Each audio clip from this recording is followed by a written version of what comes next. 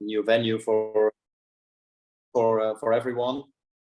But yeah, feeling good. I mean, I've been on a pretty good run recently, let's say, of consistently scoring points, and I think obviously now is the last round of the season, and now I just have to conclude it basically, which maybe sounds easier than it is. I mean, there's still some tough competition, some quick guys, and I still have to do the job there on track basically. So just going in with the same approach really as I've had since the start of the year, taking it race by race, and just as a team make sure that we have a competitive car, and I just have to do the job on track.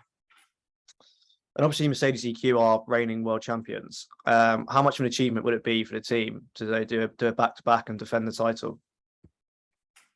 It would be great, obviously, to be able to pull it off for 2 years in a row. I mean, Nick won the championship last year. We won the teams last year, and currently we're leading both championships as well. So hopefully we can finish it off in style in Seoul. Also because it's the last race of Mercedes, it would be a beautiful end to that story as well. And I said at the start of the year, I want to give them a good leaving party. So hopefully we'll be able to do that. Great. Well, look, now it's an open floor. So if anyone would like to raise their hands, we can go around and answer some questions.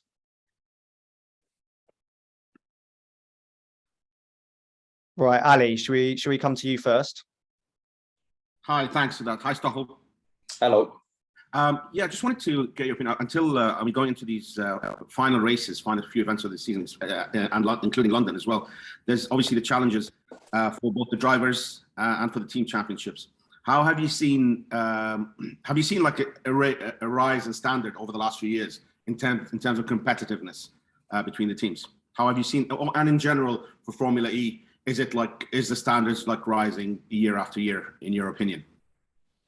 Yeah, it's been growing a lot actually in the last couple of years, and there's been quite a bit of change in terms of competitiveness from between teams. Let's say I think we saw. Well, I mean, I personally just joined in season 5, and I joined with a new team with HWA that then transitioned into Mercedes. But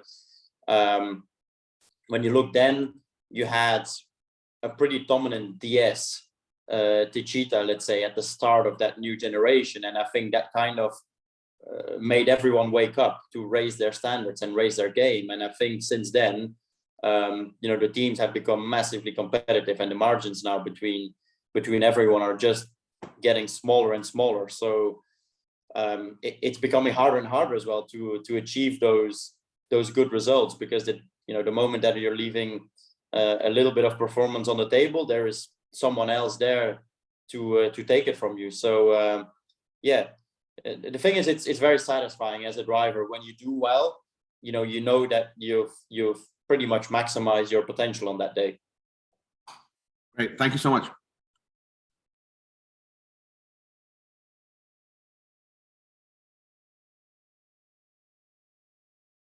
You're muted, Jules. Thanks. At least one of us knows what we're doing here. Toby, right, we'll come to you next, mate. Thank you, Jules. And good morning, everyone. Hi, Stoff. I wonder that there are 25 million, I looked it up, 25 million different permutations of how you could win the championship on Saturday. And I pretty much just wonder whether you would want to have a championship decider on a brand new track, like Seoul is, or rather on a circuit that you're familiar with. To be honest, I don't really care. I think to be fair, a new track, obviously there's a lot of unknowns for everybody, and no one really knows what it's going to be like exactly, even though everyone has been preparing on the simulator and stuff. But we won't really know with the tarmac how the tires behave, and we just don't have any historical data there. So it's definitely, it brings some level of randomness. But I feel as a team we are usually doing quite well when we go to new venues. I think we prepare well. We manage to yeah, to read the situations maybe a little bit better than others. I mean, I'm not saying we are better than others, but I'm feeling positive and confident about going to a new venue, you know. So yeah, I'm looking forward to it.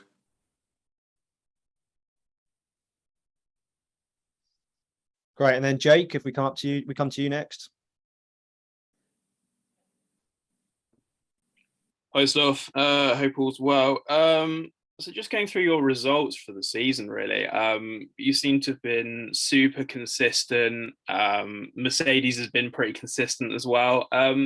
Would you kind of say that you've had any sort of really bad days this season? Because on the face of it, I guess other than Mexico, it doesn't really look like you have. And has that kind of been the key to your championship challenge, really?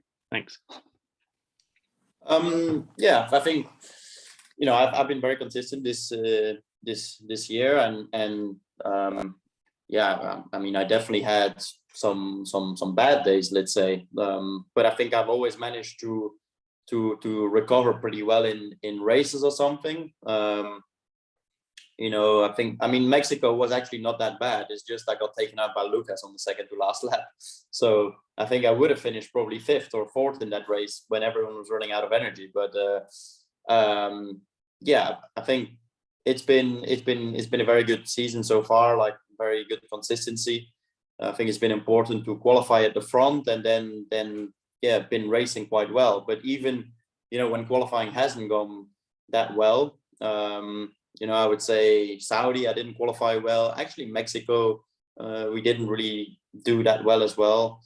And the last race in London, I think, was another one where, you know, on day 2, I just made a mistake going into turn 1. So,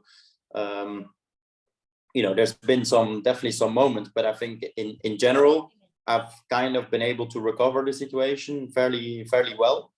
And I think that's definitely been key to my season, has been, yeah, to recovery drive, stay out of trouble as well, because it's not easy to stay out of trouble sometimes as well. So yeah, I think that's been a key to the season. Great. And now Carlo, if you'd like to go. Thanks. Hi, Stoffel. I would like to ask you a comparison between the current Stoffel Vandoorne and the Stoffel you were when you joined Formula E. In particular, when you left Formula One, were you optimistic about your career? Do you think you would have been able to fight for an FIA World Championship? I mean, still the same guy, just a couple of years older.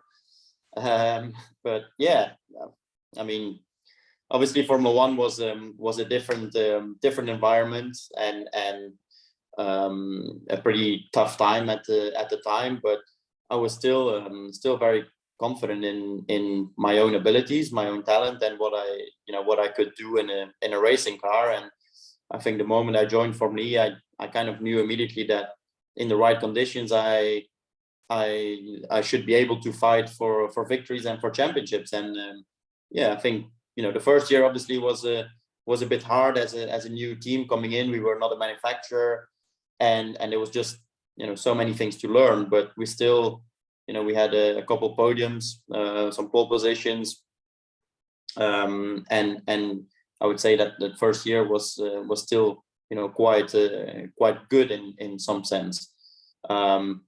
But yeah, I never doubted anything, let's say. Thank you. Great. And now Kodir, over to you if you'd like to go. Hello, hi, Stoffel.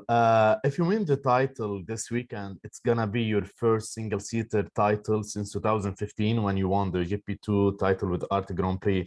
It has been almost 7 years since then. Did you think it will take this long to clinch another title? Thank you and good luck. Well, let's try and win it first. You know, that would be good.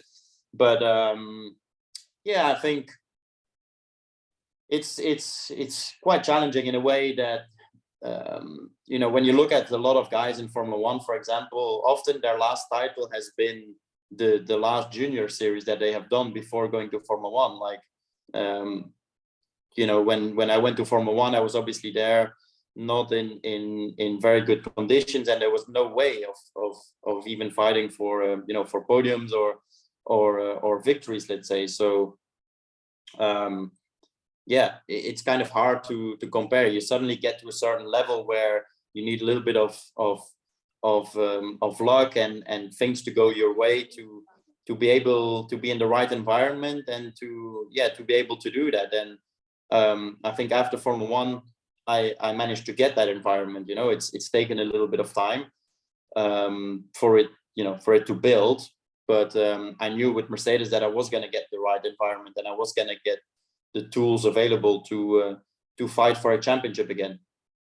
I think last year, obviously Nick won the championship, and I think I had quite a big share of bad luck in that season. And yeah, this year so far has been, I've been on a good run, and I just hope I can conclude it in Seoul this weekend. Great. And Cam Scott, over to you. Hi, Stoff. Yeah, you obviously have a strong lead going into the final two races this weekend, but given this is Formula E and anything can happen, how wary do you have to be of Evans and Mortara? Well, I definitely have to be wary of them. It's I'd rather be in my position, let's say, going into the last race with the advantage that I have, but I also can't be sleeping and I still have to perform, because we've seen Mitch win a double header in Rome. So if they have a good package, then you can expect them to be strong as well. And Edo, they basically have the same car as us, so I expect them to be strong as well. And Venturi and Edo have been doing a good job as well during this season. So yeah, I have to be wary, and my best chance to beat them is to try and be in front of them, and that's what I'm going to try and do.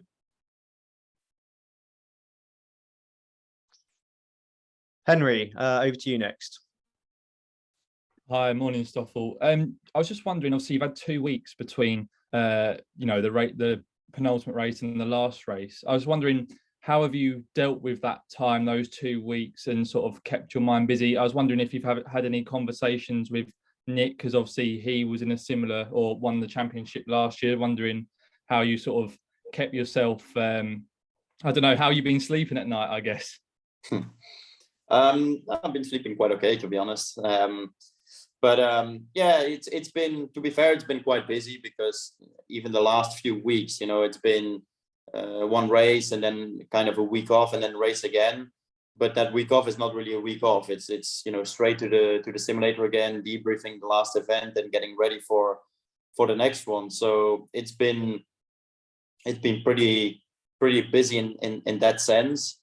And yeah, I mean, regarding the championship, I've not really talked to Nick much. I think we're both experienced. I've been in a situations like this before in previous championships, and yeah, at the end of the day, I think it's kind of normal to have this kind of pressure, let's say. But it's something I enjoy as well. It's I'll kind of like to be in this position when obviously everyone is expecting me to do well, but every time you step into a racing car, you're expected to do well and to perform. And I don't really think it's any different this week. Great. And then George, over to you. Thanks, George. Hi, Stoffel. Just a quick question on the track in Seoul. What have you seen of it from simulator and that kind of thing? What sort of thing can we expect? And is it a track that you feel will suit your driving style? Yeah, it looks quite interesting, the circuit. It's quite a special characteristic, let's say, with obviously the first part of the lap is very slow speed, very tight into the stadium section, and then the kind of the last part of the track is some big straights, different tarmacs. It's well, from the simulator at least, it looks like it's quite a bumpy circuit as well. It's not the most energy sensitive one, so the overtaking will be probably a little bit harder. So makes qualifying again more more important, let's say. But yeah, I think the weather is probably the biggest one we'll have to deal with during the weekend. To be honest, I've seen some people that are out there already, and it's definitely a lot of water coming down. So look, before we wrap it up, I'll just give it, if anyone wants to do a follow-up, please raise their hand again, and I'll just ask one more. Stoff, in Jakarta, it was a new market, it was a pretty passionate audience, new track, a few similarities to Seoul. Less so on the sporting side, but coming to Seoul, are you excited? Have you been out here before? Do you know much about Korea? I can see we've got KBS on the line, which is our broadcast partner out here. Do you know, have you been to Seoul? Are you looking forward to just getting out here and exploring as well? No, I've never been to Seoul, and it's definitely, I've got asked a question earlier this season as well, and it's definitely one I'm very much looking forward to see what the place is like. I've heard a lot of positive comments about it. I hear it's a pretty big city as well. So yeah, I'm definitely excited to get there. Hopefully I'll have a little bit of time to kind of wander around and see what the city is like. But always looking forward to go to new places. So looking forward. Great. Well, look, unless anyone else has got any other follow-ups, we will call it a day there, I think. And Stoff, I'll see you and Stuart out here. And guys, look, we'll be publishing the track map on Wednesday. That will go up on the media site, as will images of the site. So we will, and if anyone needs it in advance, please let us know, or contact your PR agencies, and we can provide imagery of the Seoul Grand Prix, E-Prix, sorry, in fact. Other than that, we'll bring it to a close, and we'll speak soon. Cheers all. Thank you. Thanks, Jules. Thanks all. Thank you. Bye. Cheers. Cheers. Cheers. Take care. Bye bye.